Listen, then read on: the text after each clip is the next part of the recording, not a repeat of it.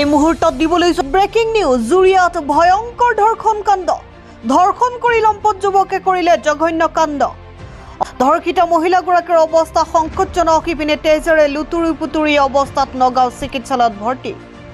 ধৰ্ষণ কৰি হত্যাৰ চেষ্টা চলাইছিল লম্পট মাহেৰীপাৰৰ মহম্মদ আলীয়ে নিজৰ ভিনীহিয়েকৰ ঘৰত ফুৰিবলৈ আহিছিল যুৱতী মহিলাগৰাকী ঘৰত কোনো নথকাৰ সুযোগ লৈ লম্পট মহম্মদ আলীয়ে সংঘটিত কৰিছিল জঘন্য ধৰ্ষণ কাণ্ড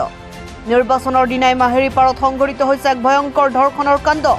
মাহেৰীপাৰৰ জঘন্য ধৰ্ষণ কাণ্ডৰ ঘটনাক তীব্ৰ গৰিহণা দল সংগঠনৰ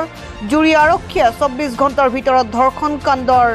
ধৰ্ষণকাৰী গ্ৰেপ্তাৰ কৰাৰ দাবী amchur news desk report Indian first news সোমবারের দিনকা আমার জিয়ার বাইত 11টার সময় বেড়াবার গেছি হ্যাঁ বাইত থইয়া পরে আমার বড় জাল আছে ভাইস্তা বউ আছে সেগরে কইতে গেছি জানি রে একটু সময় থাকলে দেখ পান আমি ওহনাই আই পড়তাছি তারপরে হেন গেছি গিয়া হারা সেটা খাওয়া করছি করে আসরত আমি বাইতে বাড়ি বলছি মিটিংয়ের গাড়ির লেগার গাড়ি লেগে আমি বাড়ির হইতেছি না পরে গাড়ি গেলে একটু সাইডে হারলে পরে আইসি আসরত তোমার আয়া খাটতার নামছি নামিয়া হারা খালি সেটা সবজি টবজি লুচি লইয়া হারা পরে বাইতেছি বাইতে হারা দা হারা পাইছি না দিয়ে যে হে এই ঘটনা করে থইয়া বাড়ি গেছে গা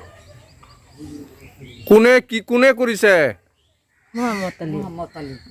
মোহাম্মদ আলী আপোনাৰ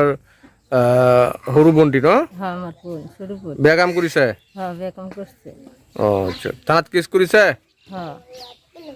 তো শুনা পালোঁ মানে ইয়াতে মহম্মদ আলী নামৰ ল'ৰা এজনে এই ছোৱালীজনী মানে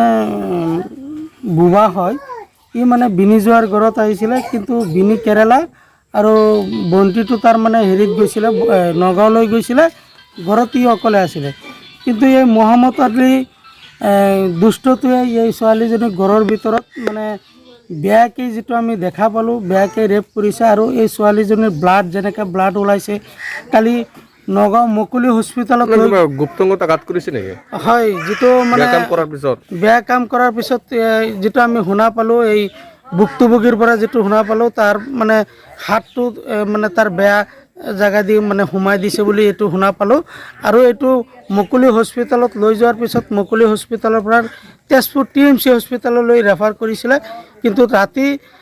10 বজাত আমি সবেই মিলি পেলাই তাক মানে তেজপুৰলৈ পঠিয়ালোঁ কিন্তু তাৰ পৰা মানে মানুহজন এতিয়া মানে ব্লাড মানে ৰাতি